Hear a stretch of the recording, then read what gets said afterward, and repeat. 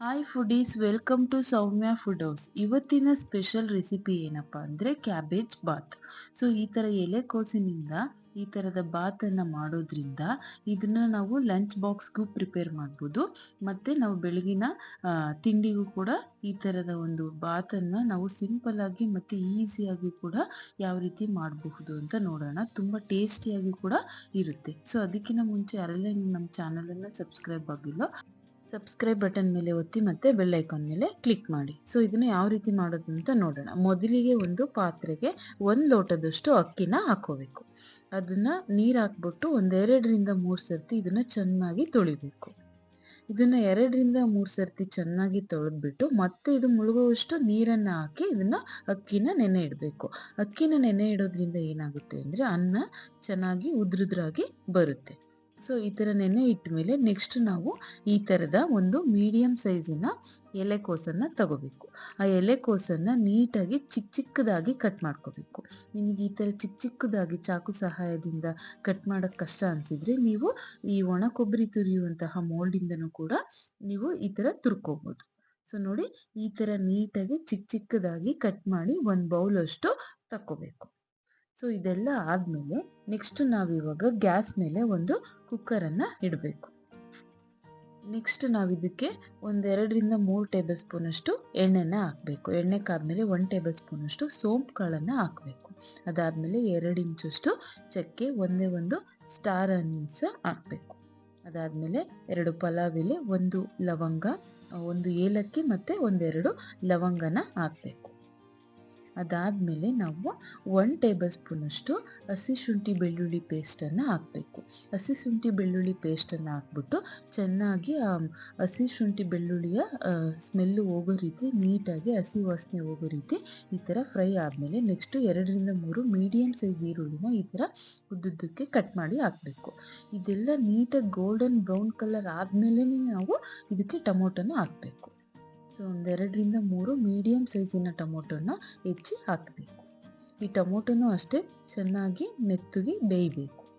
ಈ ಥರ ಎಣ್ಣೆಯಲ್ಲೇ ಇದಷ್ಟು ಪದಾರ್ಥನ ನೀಟಾಗಿ ಚೆನ್ನಾಗಿ ಫ್ರೈ ಆಗಬೇಕು. ಇದೆಲ್ಲ ನೀಟಾಗಿ ಫ್ರೈ ಆಗ್ತಾ ಇದ್ದ ಟೈಮಲ್ಲಿ ಟೊಮೊಟೊ ಎಲ್ಲ ಮೆತ್ತಗಾದಮೇಲೆ ನೆಕ್ಸ್ಟ್ ನಾವು ಇದಕ್ಕೆ 1 ಬೌಲಷ್ಟು ಹಸಿ ಬಟಾಣಿನ ಹಾಕಬೇಕು. ಅದಾದಮೇಲೆ ಚಿಕ್ಕದಾಗಿ ಹೆಚ್ಚಿರ್ತಕ್ಕಂತಹ ಎಲೆಕೋಸನ್ನು ಹಾಕಬೇಕು. ಈ 2 ಪದಾರ್ಥನ ಹಾಕ್ಬಿಟ್ಟು ನೀಟಾಗಿ ಇದನ್ನು ಮಿಕ್ಸ್ ಮಾಡಬೇಕು. ನಾವು ಈ ಎಲೆಕೋಸು ಬೆಂದಮೇಲೆ ಸ್ವಲ್ಪ ಆಗುತ್ತೆ. ಸೊ ಅದಕ್ಕೆ ನಾವೇನು ಮಾಡಬೇಕು, 1 ಬೌಲಷ್ಟು ತೊಗೊಂಡ್ರೂ ಕೂಡ ಅದು ಏನು ಜಾಸ್ತಿ ಆಗಲ್ಲ. ಸೊ ಅದಕ್ಕೆ ನಾವು ಈ ಥರ 1 ಬೌಲಷ್ಟು ಪ್ರಮಾಣದಲ್ಲಿ ತಗೊಂಡು ಹಾಕಿ ನೀಟಾಗಿ ಇದನ್ನು ನಾವು ಎಣ್ಣೆಯಲ್ಲೇ 2-3 ನಿಮಿಷಗಳ ಕಾಲ ಚೆನ್ನಾಗಿ ಫ್ರೈ ಮಾಡಬೇಕು. ಇದೆಲ್ಲ ಫ್ರೈ ಆದಮೇಲೆ ಇವಾಗ 1 ಟೇಬಲ್ ಸ್ಪೂನಷ್ಟು ಧನಿಯಾ ಪುಡಿ ಮತ್ತು ಖಾರಕ್ಕೆ ತಕ್ಕಷ್ಟು 1 ಟೇಬಲ್ ಸ್ಪೂನು ಖಾರದ ಪುಡಿ ಮತ್ತು ಅರ್ಧ ಟೇಬಲ್ ಸ್ಪೂನಷ್ಟು ಜೀರಿಗೆ ಪುಡಿ ಮತ್ತು 1 ಟೇಬಲ್ ಸ್ಪೂನಷ್ಟು ಪಾವ್ ಭಾಜಿ ಮಸಾಲನ ಹಾಕಬೇಕು. ನಿಮ್ಮ ಹತ್ರ ಪಾವ್ ಭಾಜಿ ಮಸಾಲ ಇಲ್ಲ ಅಂದರೆ ನೀವು ವಾಂಗಿಬಾತ್ ಪೌಡರ್ ಏನಾದರೂ ಅಥವಾ ಗರಂ ಮಸಾಲ ಕೂಡ ಹಾಕಿದ್ರೂ ಕೂಡ ಚೆನ್ನಾಗಿ ಬರುತ್ತೆ. ಬಟ್ ಆದರೆ ಇದು ಒಂಥರ ಫ್ಲೇವರ್ ಟೇಸ್ಟ್ ಕೊಡುತ್ತೆ, ಅದೇ ಒಂಥರ ಟೇಸ್ಟ್ ಕೊಡುತ್ತೆ. ಸೊ ಈ ಥರ ಮಸಾಲ ಎಲ್ಲ ನೀಟಾಗಿ ಹುರಿದ್ಬಿಟ್ಟು ನೆಕ್ಸ್ಟ್ ಇದಕ್ಕೆ ನೆನೆಸಿರ್ತಕ್ಕಂಥ ಅಕ್ಕಿನ ಹಾಕಬೇಕು. ನೀರನ್ನು ಹಾಕಬಾರ್ದು, ಬರೀ ಅಕ್ಕಿ ಹಾಕಿ ನೆಕ್ಸ್ಟ್ ಇವಾಗ ನಾವು ಸಪ್ರೇಟಾಗಿ 2 ಲೋಟದಷ್ಟು ನೀರನ್ನು ಹಾಕಬೇಕು. ಅಂದರೆ 1:2 ಥರ 1 ಲೋಟದಷ್ಟು ಅಕ್ಕಿಗೆ 2 ಲೋಟದಷ್ಟು ನೀರನ್ನು ಹಾಕಬೇಕು. ಅದಾದಮೇಲೆ 1 ಟೇಬಲ್ ಸ್ಪೂನಷ್ಟು ರುಚಿಗೆ ತಕ್ಕಷ್ಟು ಉಪ್ಪನ್ನು ಹಾಕಬೇಕು. ಇಷ್ಟನ್ನು ಹಾಕಿ ನೀಟಾಗಿ ನಾವು ಮಿಕ್ಸ್ ಮಾಡಬೇಕು. ಇಷ್ಟು ಪದಾರ್ಥನ ನೀಟಾಗಿ ಮಿಕ್ಸ್ ಮಾಡಿದ ಮೇಲೆ ನಾವು ಯಾವಾಗಲೂ ಅಷ್ಟೇ ಈ ಮಸಾಲ ಪದಾರ್ಥ ನೀರು ಎಲ್ಲ ಹಾಕಿದ ಮೇಲೆ ಇದು ಚೆನ್ನಾಗಿ ಕುದೀತಾ ಇರಬೇಕು.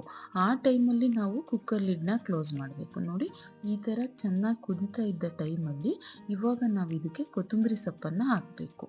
ಸೊ ಈ ಥರ ಕುದೀತಾ ಇದ್ದ ಟೈಮಲ್ಲಿ ಯಾಕೆ ನಾವು ಕುಕ್ಕರ್ ಲಿಡ್ನ ಕ್ಲೋಸ್ ಮಾಡಬೇಕು ಅಂದರೆ ಇದರಲ್ಲಿ ಹಾಕಿರ್ತಕ್ಕಂತಹ ಮಸಾಲೆ ನಾವು ಫಸ್ಟಿಗೆ ಮುಚ್ಚೋದ್ರಿಂದ ಏನಾಗುತ್ತೆ, ಮೇಲೆ ಎಲ್ಲ ಮಸಾಲೆ ಪದಾರ್ಥ ಬಂದು ನಿಲ್ಲುತ್ತೆ. ಸೊ ಈ ಥರ ಕುದೀತಾ ಇದ್ದ ಟೈಮಲ್ಲಿ ನಾವು ಕುಕ್ಕರ್ ಲಿಡ್ನ ಕ್ಲೋಸ್ ಮಾಡಿ ಇದನ್ನು ನಾವು ಕೂಗ್ಸೋದ್ರಿಂದ ಏನಾಗುತ್ತೆ, ಅನ್ನ ಕೂಡ ಅಷ್ಟೇ ಉದ್ರುದ್ರಾಗಿ ಬರುತ್ತೆ.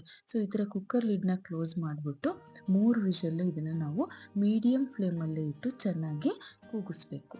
ಕುಕ್ಕರ್ ಕೂಗಿ ತಣ್ಣಗಾದ್ಮೇಲೆ ಇದನ್ನು ನಾವು ಓಪನ್ ಮಾಡಬೇಕು. ನೋಡಿ, ಇವಾಗ ಎಷ್ಟು ಕರೆಕ್ಟಾಗಿ ಅದು ಬೆಂದಿದೆ ಅಂತ. ಸೊ ಈ ಥರ ನಾವು ಅಳತೆ ಪ್ರಮಾಣದಲ್ಲಿ ನೀರನ್ನು ಹಾಕೋದ್ರಿಂದ ನೀವು ಅನ್ನನೂ ಕೂಡ ಅಷ್ಟೇ ಉದುರುದ್ರಾಗಿ ಕರೆಕ್ಟು ಅಳತೆಯಲ್ಲಿ ಬರುತ್ತೆ. ಸೊ ನೋಡಿದ್ರಲ್ಲ, ಇಷ್ಟು ಈಸಿಯಾಗಿ ಎಷ್ಟು ಸಿಂಪಲ್ಲಾಗಿ ಮಾಡಬಹುದು ಕ್ಯಾಬೇಜ್ ಬಾತನ್ನು ಅಂತ.